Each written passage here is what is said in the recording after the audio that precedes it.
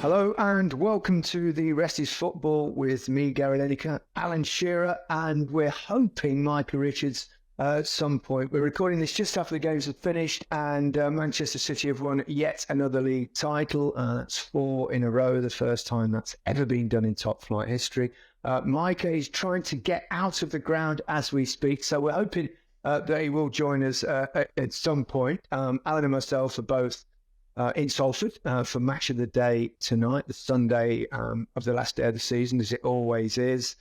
And it's a special one because a certain Ian Wright is bidding us farewell at the end of it. So which should be fun. We've got one or two things in store for him, which, well, by the time this comes out, we can actually say we'll get a little presentation at the end. We've got a lovely little montage that we hope Ian will enjoy. Right, Alan? Yeah, it should be fun. We're all sad that he's going to be leaving Match of the Day. He's loved the programme. We have loved having him on. So it should be a good night. Looking forward to it. Yes, it should. Right, let's discuss another tie for Manchester City. They're relentless, aren't they, Alan? Phenomenal for them to go again and have that hunger. And that desire to go out and get that fourth one, as you just said. No one's ever done that. 4 on the spin. I mean, it is remarkable, you know. They were pushed all the way by Arsenal and Liverpool. I know Liverpool faded away over the past month or so, but Arsenal have pushed them all the way, and they deserve great credit for doing that. But they're just bloody relentless, our Man City. I mean, so much talent in the team, so many big game players, and they're brilliant, and they've got a manager who his desire and his will to win is just staggering. It really is just amazing. I said that to him. I mean, I had an interview, a two-way down the line with Pep Guardiola, an hour or two after the game had finished, and I sort of said that to him. You must be exhausted, the amount of energy that you expend. And he said, I'm absolutely. And I said that, because he'd had gaps, hasn't he, after his 3 years at Barcelona or 4 years at Barcelona, and then his 3 years at Bayern. So he had little gaps. And, I said to him that Klopp has obviously said that he found he's run out of energy. I said, how do you keep going on this? And how long can you? He said, well, I'm really enjoying it at the moment. Yes, I'm exhausted now. Then at the start of the season, it's, we'll go again, and I bet you always think now that you couldn't do it, but we'll see. So he didn't give any clues as to how long he'll stay at Manchester City. But we all know that the 115 charges are hanging over Manchester City. It's like a little dark cloud is in the background, or a big dark cloud in the background. But I don't think in any way that takes away from what Pep Guardiola has achieved. Obviously, the vast majority of those charges were prior to him being there anyway, and we'll wait to see what happens with those. And I suspect it might be still quite a long wait, but he is extraordinary. What a brilliant coach and a brilliant mind, and he's got everything, that remarkable energy as well. Well, ever since he came in, he's shown that attitude, hasn't he? He's a winner. We know that.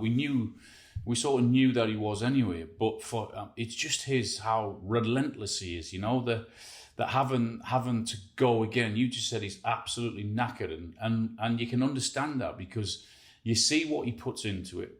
You see what he demands from his players, and that's a huge thing, because to be able to get that message across year after year after year, and to keep on going and to have the success is just incredible, and I'm not surprised he's knackered. Yeah, and you're right to mention the charges, but what I would say is that it's not the players' jobs to look at that. They've got to go out onto the pitch and they've got to do their bit, and they've done that again this season and got the chance of another double. So got the FA Cup next weekend. I mean, yeah.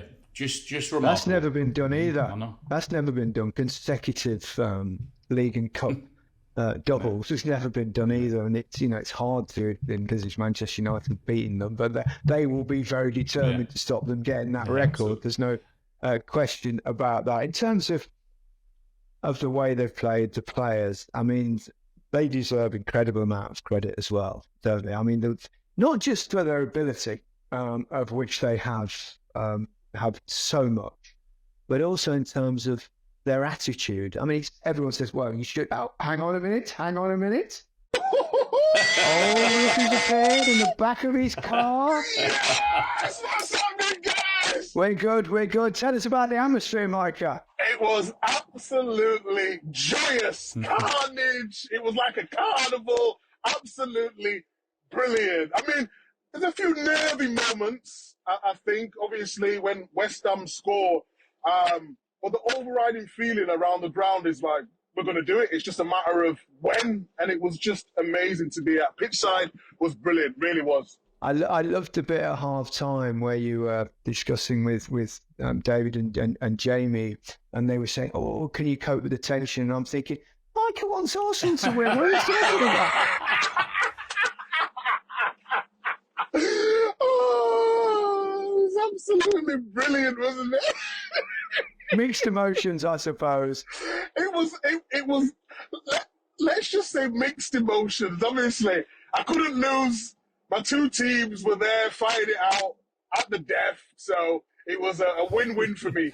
Micah, what was Pep like at the end? I mean, did did I see something on social media? Something saying about that he couldn't be certain that he's going to be there next season or something like that.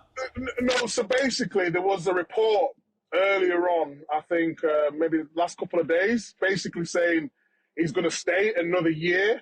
So then the question got asked to him, and basically he basically said he's here to stay. He didn't say how long for, but he gave an inkling that basically he's staying. Of course, Klopp's left now as well. If you can rack up another 3 or 4 Premier Leagues, you're going to take that opportunity, aren't you? You really are.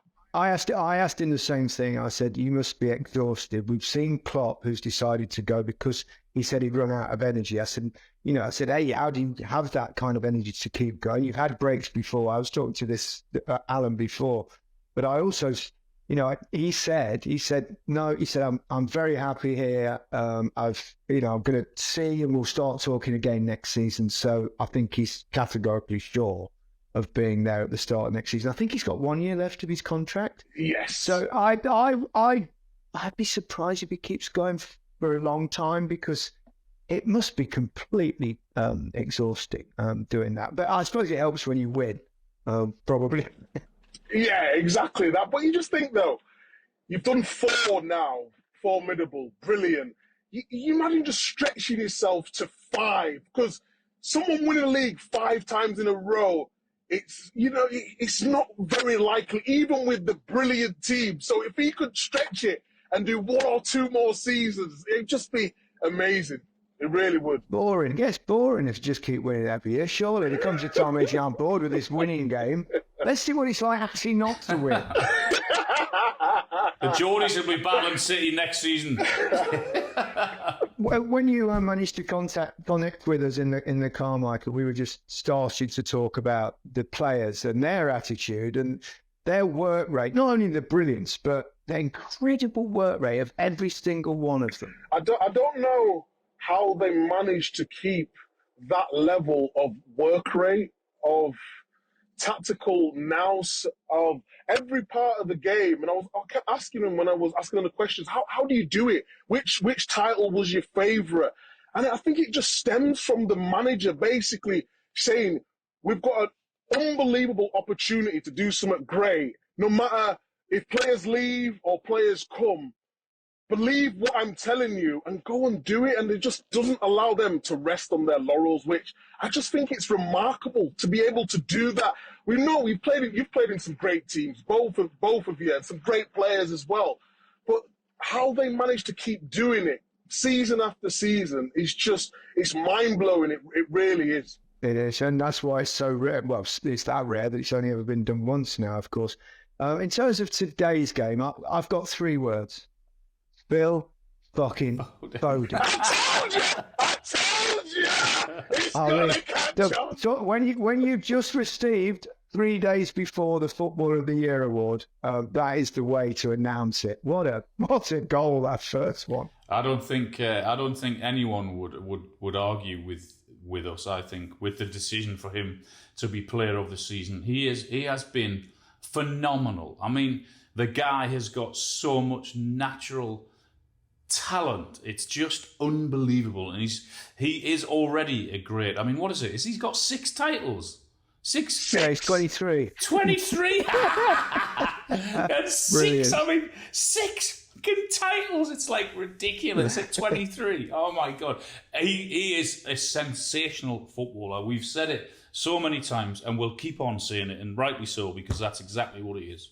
I was at the football writers' dinner when they gave him the award on Thursday night. Sadly, he wasn't there because Pep wouldn't let him go, understandably so, with this game coming up. But they did a little film of him and an interview, and you could see what it meant to him. And he came across really well, but he also came across with a great deal of maturity and confidence that I've perhaps not seen before. I think he realises, he knows how good he is.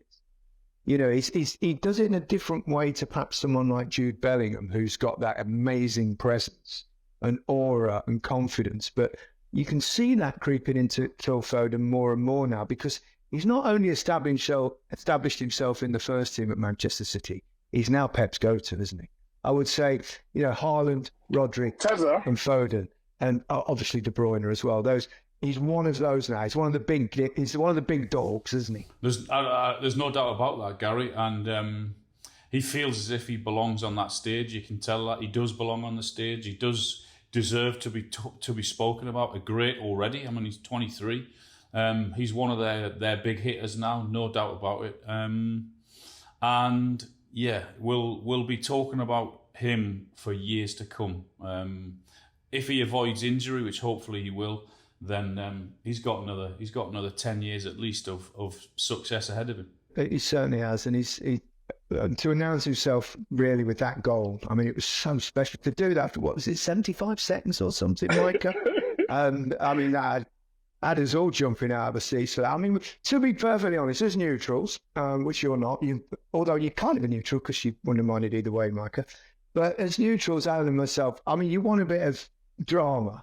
And that kind of killed it for a bit. And I was saying, I couldn't see anything but City not being 2 up after 20 minutes. And I was right. But that spectacular overhead kick from West Ham and then Arsenal equalising, you just thought, maybe we'll get a little bit of a drama. But I don't think it's going to be at one of those nights where we twist we go between one match and the other, because it was, I think, a fairly done. I don't know, actually. I've not spoken to the editors yet. So on that particular front, but I doubt it. It's just unbelievable, isn't it? I mean, when you talk about maturity, when you talk about having to play with the likes of Kevin De Bruyne, and he's been so unbelievably good, but to step in his role when Kevin De Bruyne was injured and then come back, but then maintain the form. I think that is the key. To maintain that form when the top players are around. So I totally agree with you. Certain level of maturity. And I just think now, Gareth has to play him in the number 10 role. It's as simple as that. It's as simple as that, because he's that gifted. Yeah, that's quite easy. You play Bellingham and Rice, don't you? And then Foden in front. I mean, it's kind of picked itself in a way, I think. Although things can change, things alter in tournaments. We know all of that. So, I mean, they've got FA Cup final to look forward to, haven't they? But it's hard to see anything stopping the Manchester City roller coaster, isn't it, Alan? Yeah, I mean, I know Man United have won their last 2 league games, won today and beat Newcastle. But, yeah, City will be massive favourites for that, and rightly so. But, yeah, it's hard to put up a bit of an argument for Man United to go out and beat City the way they are, the form. You just said it, no one's ever done the double twice. So, yeah, United are up against it. There's no doubt about it. Yeah, it's going to be so tough for them. But they've got so much strength in depth as well, haven't they, Manchester City, Micah? I mean, at kind of every position, you look at them. And I think a word on the captain as well, though, Kyle Walker, because, you know, he's obviously had a few issues this season that he's had to deal with off the pitch, but he's captained the side. He lifted the trophy for the first time. but he's exceptionally important, isn't he, to the way that Pep plays? Yeah, exactly that guy. I mean, we always talk about systems and tactics and all that sort of stuff. And we asked him again a question while I was there, and basically, Pep's found a way to get the best out of his attributes. And I think he's been so key in the way they want to set up. With all the technical footballers in front of him, he's just been able to find a position that works for him and the team to make him look amazing, especially with them one-on-one battles down that right-hand side. Give the ball to, I don't want to say technically better players, but people who are more offensive-minded, and that's their role. And he's just been key in everything that they've done this season. Which he probably will be for England in the summer as well, won't he? Particularly if you play someone like France and Mbappe. He's one of the, probably just about the only player in the world could probably cope with him. One of very few. Talk about Arsenal. Because they've had a brilliant season. They've ended up trophyless, which will be massively disappointing for them. They got to the very brink, Alan, didn't they? I think they're a work in progress, and they continue to improve. And you can see years ahead now of them challenging for titles. Yeah, I think they can be very proud and very pleased with their season. They've pushed. I mean, bearing in mind we're talking about greatness here with Pep Guardiola and with that team and what they've achieved. So for Arsenal to go toe-to-toe with them till the very last day of the season, I think it's an achievement in itself. I know they'll be bitterly disappointed that they've come away with nothing, but they're up against an incredible manager and an unbelievable team. So it'll hurt them, there's no doubt, because that's the prize they wanted. But I think they've done really, really well, and they are improving. There's no doubt if they can get another couple of players, and particularly I think it's a main centre forward, then they'll go again next year. And they've got to somehow try and use the hurt that they're feeling and use that as a positive for next season. Yeah, good shout. I also think as well that it was important that they won that game today, even because it didn't look. I mean, they were a little bit fortunate. There was an interesting decision. I don't know whether you've seen it, Micah, because you're obviously at the City game. But the winning goal for Arsenal, it was in midfield. Jesus broke away. The ball came off his arm, and he kind of leant into it a little bit, but he kept his arm tucked in, and he went through, and eventually it led to the goal. Now, obviously, if it had been his hand and he'd have scored, then it wouldn't have counted. But VAR asked the referee to go to the monitor to look at it. So we all thought it would be disallowed. But Michael Oliver overruled VAR, basically said, no, I'm sticking with it. And we think he was right to do that, don't we? Because even though he definitely hit his arm, it was tucked into his side, and it was kind of an awkward bounce. Yeah, I think it was the right call. I'm really pleased Michael Oliver stuck to his guns, and I wish more referees had done that this season instead of caving in to the VAR. I think it was the right one. It was a tough call, but it wasn't deliberate. He wasn't the goal scorer, so and his arm was right tucked in. So I think it was the right call. But I also agree with you. I think it was really important that Arsenal won that game because of that reason. Yeah, like you said. Imagine if the league title had been decided, say West Ham came back and got a couple of goals and equalised, and then the season decider would have been in a late controversial goal where the referee overrules his VAR people to win Arsenal the title. I mean, gee, the world would have gone mad. Yeah. You wait till you see it, Michael. What did you make of Arsenal's efforts this season? They're definitely improving, aren't they? I'm not talking as a fan. I'm talking as a pundit. Yeah, I think they've been outstanding. I agree with Alan. I think they need a striker. I feel at times in certain moments in big games that Man City have got an array of talent that they can change games. I think Arsenal have done that at times with Trossard. I think Jesus is not lived up to the expectations of what we all thought. So they need a striker, a defensive midfielder as well to play in there with Declan Rice. But apart from that, I think they're all good, but they need to buy quality rather than quantity. You know, don't disrupt the team too much. But I think they've had an astonishing season. They're up against Man City, who are top of the tree, aren't they? So they can be proud of themselves this season. Definitely an improvement from last season. Yeah, they weren't at their best today, but I thought they missed Saka, and I think it shows when he doesn't play how important he is. But before we go, a word on Jurgen Klopp. It's the end of an era for Liverpool. There's no question about that. He and his coaching staff are on their way. It's going to be very, very difficult for Slot when he comes in to slot in. But it was a lovely send-off at Anfield today, and he got the result he would have wanted as well. It was a send-off he deserved, Gary, because he's done remarkable things for that football club. From the moment he walked into it, he understood what the club was, who the people were, what they wanted, what they needed, and he was one of them in the end, and that's why they absolutely loved him, and rightly so, because he's been a huge success at that football club, and they will miss him, there's no doubt about that. Yeah, he's a remarkable manager. And I think, to be perfectly honest, well, I think we all know this, if Pep Guardiola wasn't around, he'd have probably won numerous titles, Micah. Yes, agreed. We've said that before. I echo Alan's words. Absolute legend of the game. And, yeah, it's always difficult when you're going up against Man City. Any other era, he would have won more than just one Premier League. Sad to see him go from a pundit's point of view. The team, Liverpool, that he created and he builded. But I'm looking forward to see what Liverpool can do in the future because I've lost a great man. Yeah, I'll also be interested to see what Jurgen Klopp does next. Well, I think he'll definitely take some time out because, I think he's genuine when he says he run out of energy. You can see why that job's so demanding. But there'll be a battle for him in a year or so's time, or they'll be lining up for a year or so's time. I had a little rumour he might end up being president of Borussia Dortmund. Yeah. I don't know if there's any truth. I heard the same, yeah. Did you hear that rumour as well? Yeah. Which would be amazing because obviously that's the club. So, Micah, I'm glad you managed to join us, albeit for actually more than half the show. So it was great after a long day for you. Alan and myself are going to do most of the day tonight. I think it might get a bit emotional. That's certainly right. Yeah.